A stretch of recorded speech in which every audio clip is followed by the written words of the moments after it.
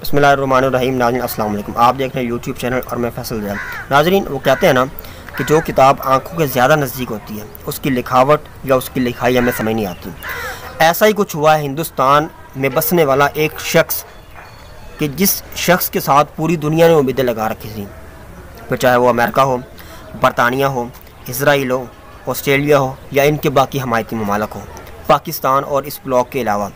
मैंने आपको बताया था बड़ी अच्छी तरह से कि ये कैसे दो हिस्सों में ये ब्लॉक डिवाइड हो रहा है और ये नेचुरल है कि हिस्ट्री के हर 100 साल के बाद एक नया ब्लॉक बनता है और हर किसी को अपना फैसला करना होता है कि कौन कहाँ और किस ब्लॉक में जाना चाहता है।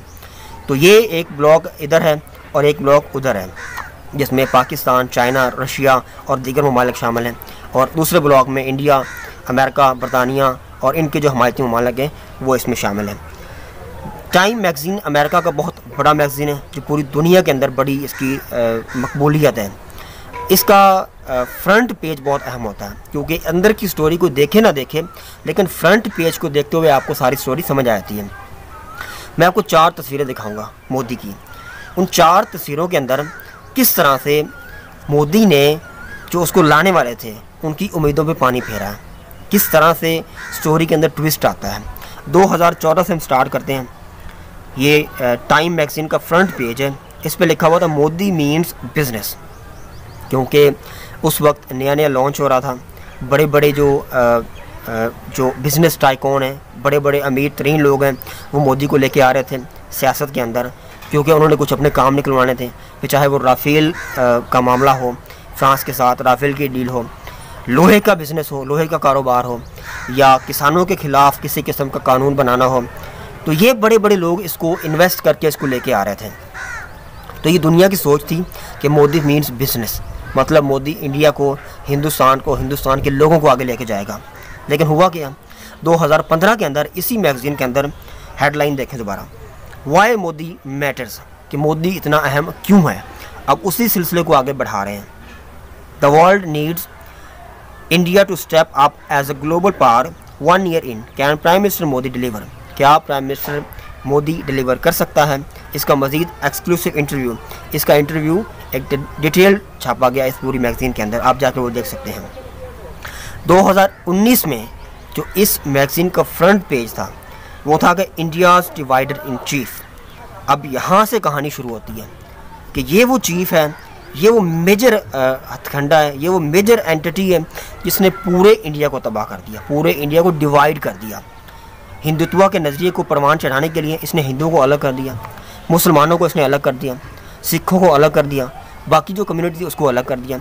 एक ही सोच को परवान चढ़ाने के लिए इसने एक ही लोग को, एक ही कम्युनिटी को ऊपर लेके आने के लिए बाकी सारी कम्युनिटी को दबा दिया।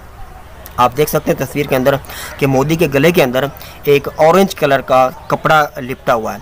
अब इसका मतलब है कि एक, यानी कि जो हिंदुत्व की जो ये सिंबल है हिंदू धर्म की, आप देखते होंगे मूवीज़ के अंदर या मंत्रों के ऊपर जो पुजारी होते हैं या पंडित होते हैं उनके गलों में भी इस तरह का उन्होंने लिबास पहना होता है।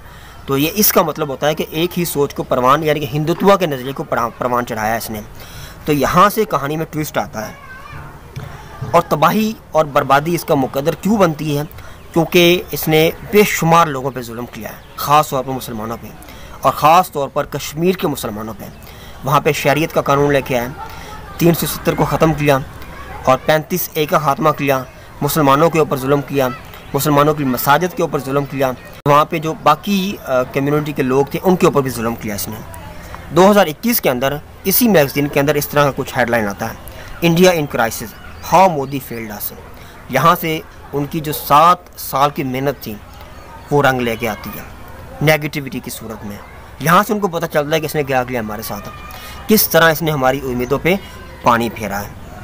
नाज़रीन, आप इन 7 सालों में पूरी तबाही की तस्वीर को देख सकते हैं कि किस तरह से मोदी ने हिंदुस्तान को और हिंदुस्तान में बसने वाले 1.5 अरब लोगों को की ज़िंदगी को दांव पे लगाया और किस तरह से नुकसान पहुंचाया मुसलमानों को, ख़ास तौर पर चाहे वो कश्मीर में हो या हिंदुस्तान में बसने वाले मुसलमान हों। डॉक्टर हैं इंडिया के, डॉक्टर जलील परकार उनका नाम है। उन्होंने कहा है कि our health care system has collapsed, we have let down our own people in the country. He says, what can doctor do when our infrastructure is unable to take the patients when there are no hospitals, beds or oxygen cylinders.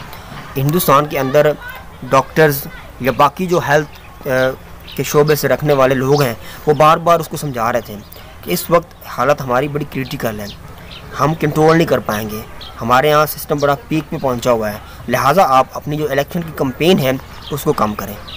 लेकिन नहीं, उसने अपना vote bank बढ़ाने के लिए एक, मैंने आपको बताया था, कुंभ का मेला जिसमें लाखों लोगों ने शिरकत की, वो करवाया ताकि इलेक्शन के अंदर उसको अक्सरियत मिल जाए हिंदुओं की और वो जीत जाए।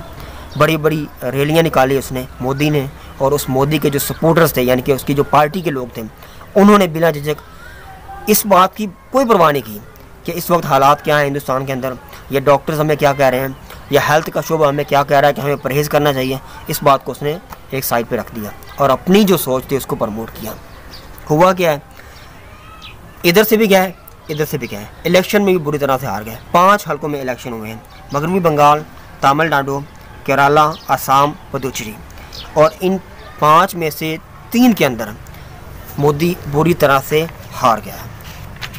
और हारा किन किन में है, मगरबी बंगाल, केरला और तमिलनाडु में बीजेपी बड़ी बुरी तरह से हार गई है, और 2 के अंदर वो जीती है। और जीती भी कैसे है कि अपने जो कुछ आज़ाद उम्मीदवार थे, कुछ सपोर्ट लेके वो उन्होंने वहाँ पे अपनी जीत जो है उसको ज़ाहिर किया है, इत्तेहादियों के साथ जीते हैं। और आपको बता दें कि 4 लाख नए केस हिंदुस्तान के अंदर रिपोर्ट हुए हैं, और तकरीबन एक दिन में 3,500 से 4,000 लोग लुकमा अजल बन रहे हैं इस कोविड-19 इस मूजी वबा की वजह से। टोटल जो केस हैं हिंदुस्तान के अंदर वो तकरीबन 1 करोड़ 90 लाख, यानी कि अब तक तो मैं जब आपसे ये वीडियो रिकॉर्ड कर रहा हूँ तो तकरीबन 2 करोड़ से शायद लोग इसमें मुब्तला हो चुके हैं, और 7 करोड़ लोगों को वैक्सीन लगाई जा चुकी है। और ये वायरस इस तरह का है कि वो जो 7 करोड़ लोगों को वैक्सीन लगी है वो भी इनके ऊपर असर नहीं कर रही। इस तरह का ये ख़तरनाक एक जरासीम है जो इस वक्त पूरे हिंदुस्तान में फैल चुका है। अमेरिका ने पाबंदी लगा दी है कि 4 मई के बाद ना तो इंडिया से कोई जहाज़ जाएगा अमेरिका, और ना अमेरिका से कोई जहाज़ जाएगा इंडिया के अंदर। मुकम्मल अमेरिका ने बैन लगा दिया है। ऑस्ट्रेलिया जो बहुत बड़ा इत्तेहादी है इंडिया का, हिंदुस्तान का, उसने ऑस्ट्रेलिया के वज़ीर ने बड़े सख्त रिमार्क्स पास किए हैं कि 5 साल की सज़ा होगी और जुर्माना भी अदा करना पड़ेगा जो भारत से आएगा या जो भारत जाएगा। ये बाज़ औक़ात ऐसा करते हैं कि वाई के ज़रिए आते हैं, मतलब यहाँ से चले गए किसी और मुल्क, फिर वहाँ से आगे ऑस्ट्रेलिया चले गए। तो उन्होंने कहा कि जो हमने पकड़ लिया उसको हम 5 साल की सज़ा भी देंगे और भारी जुर्माना भी अदा करना पड़ेगा उसको।